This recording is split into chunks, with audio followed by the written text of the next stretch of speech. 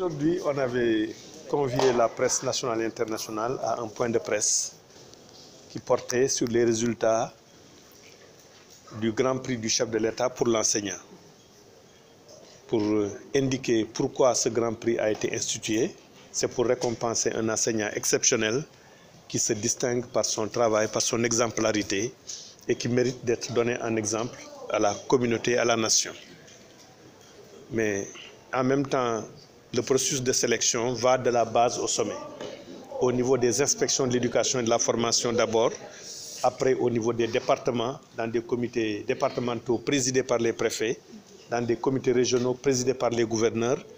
Mais ces comités sont ouverts aussi aux membres de la communauté académique, mais en même temps aux membres des organisations socio-professionnelles de la région. C'est un processus qui est rigoureux, c'est un processus qui est sérieux. Ce processus a produit 3 nominés.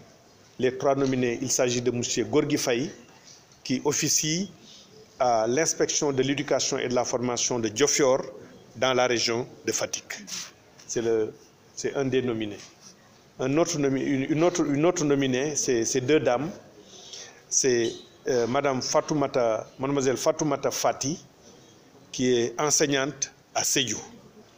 Et la 3e, c'est madame Assietou Koité, qui est enseignante à Tambacounda. Donc c'est les 3 nominés. C'est parmi ces 3 nominés que sera choisi le lauréat du Grand Prix du chef de l'État pour l'enseignant et éventuellement 1 ou 2 prix d'encouragement. Comme je l'ai indiqué, le Grand Prix du chef de l'État n'est pas automatiquement décerné. Il peut y avoir des années où le Grand Prix n'est pas décerné ou bien un prix d'encouragement n'est pas décerné. L'année dernière, en 2017, c'était la première édition, il y avait un seul prix d'encouragement qui était décerné. C'est pour la crédibilité et le sérieux du Grand Prix que nous l'avons institué. Donc maintenant, la cérémonie officielle de remise du Grand Prix du chef de l'État, au cours de laquelle le nom du lauréat sera dévoilé, éventuellement des titulaires de prix d'encouragement, c'est le vendredi 28 décembre à 10 h au Grand Théâtre National. Cette cérémonie sera présidée par le chef de l'État.